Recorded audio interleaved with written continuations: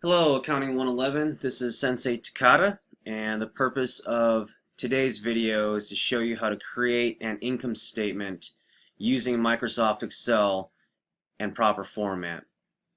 Now, what I'll be using as an example is out of your textbook, Chapter 1 in Horngren's Accounting, and it's going to focus on Exhibit 1.5. Now, before we get into Excel, the process I want to take you through to teach you how to do this is to go over this part of your text and the actual pieces and components of the financial statement itself, or the components of the income statement more specifically.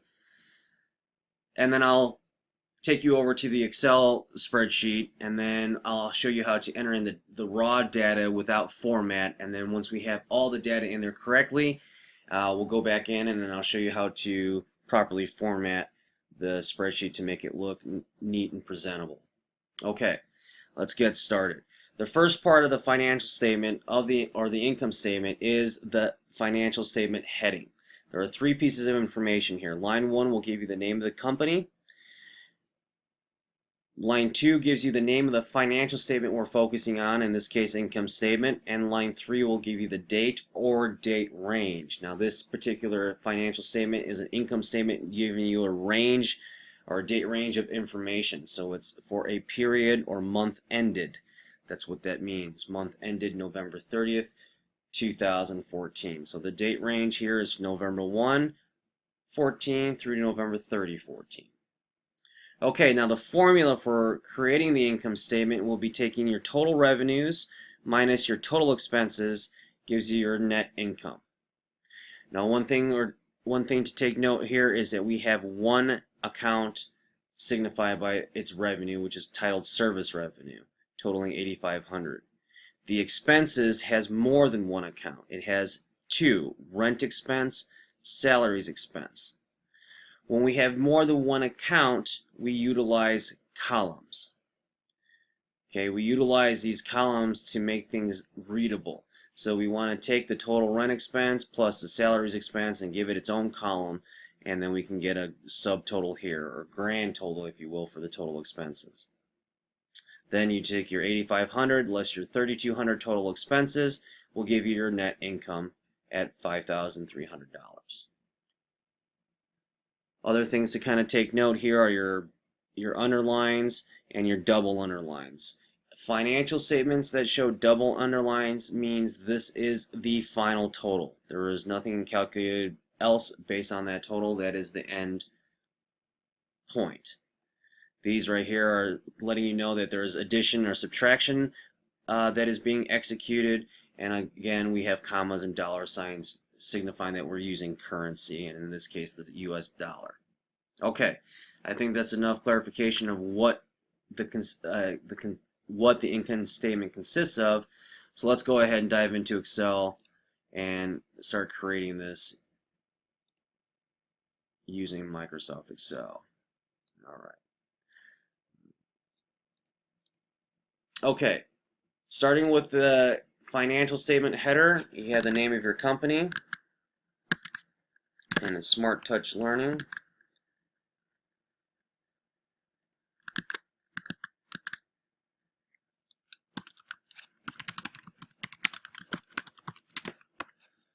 We are focusing on the income statement, and this was for the month ended November 30th, 2014. Okay, first three line items are in. Title of the company, name of the financial statement, and date or date range. The first item on the income statement is the revenues, followed by colon. I hit the space bar 5 times to give it a good indentation to keep it in, to separate its margins from the group heading. And this particular account is called service revenue. And again, when you're looking at the example in the textbook, it utilizes multiple columns. So in Excel, I can do the same. Just scoot over a couple columns and enter in the service revenue here at $8,500. The second piece of the formula for creating the income statement is your expenses. And again, we have two expenses. Rent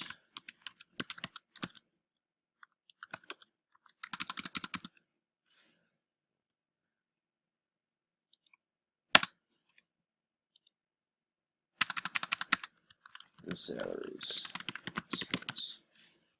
Okay, this is where we utilize that middle column here. And rent expense was $2,000 and salaries expense was $1,200. Okay, so when we do have more than one account that we need to total, we definitely want to have the subtotal listed there. So we do total expenses, and that's when we utilize that third column.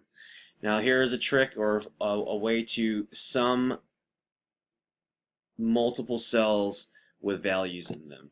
And the easiest way is if you know how to locate this sigma sign, which is right here, and this is the sign for summing. And all you do is you click on the cell you want the total to be, where you want the total to show, and then you click on the sum, and then you highlight the areas you want to add together, and then hit enter, and that gives you a total of $3,200. Your last line item, the goal of the financial statement, is to find the net income. And the formula is going to be equal to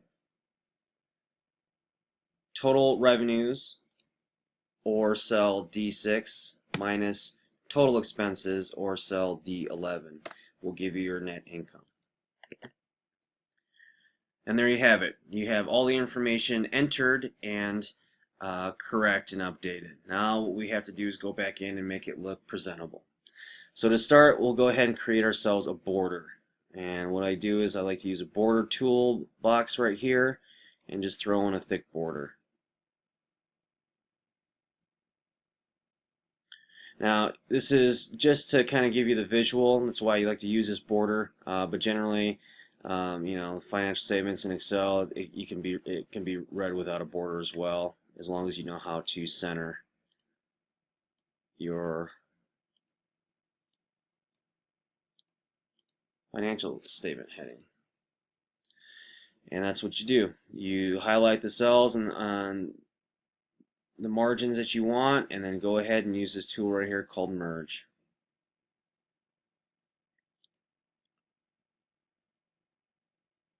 Okay, one other piece that you'd like to update, or excuse me, format, is the numerical values.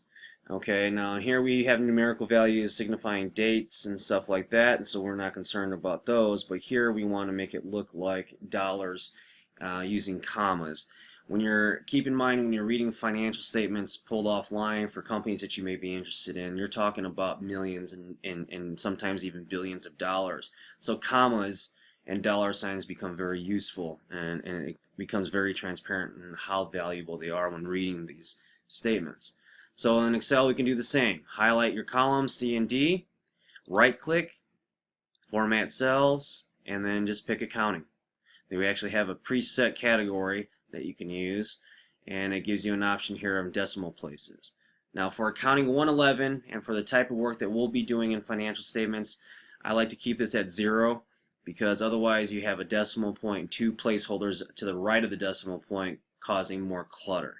So let's keep it neat and just use 0 decimal points until we need to. So there you go. Now you're properly formatted.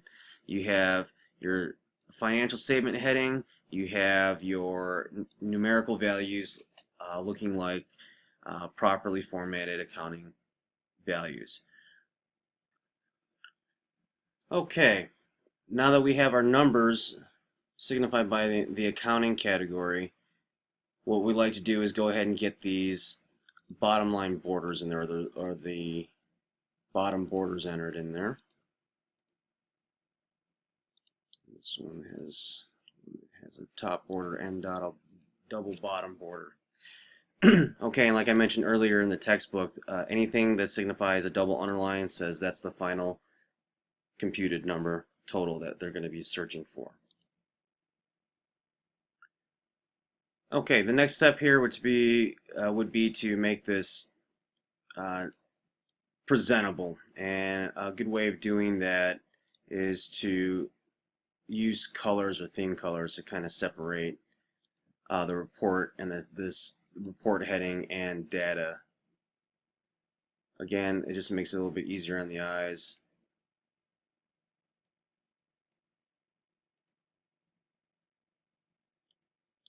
So pick whatever colors you like.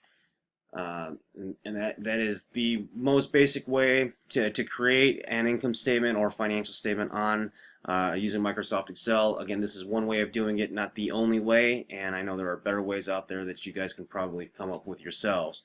So here's a starting point for you to kind of get your feet wet using Microsoft Excel. I hope this was informative for you, and stay tuned for upcoming videos. Thank you.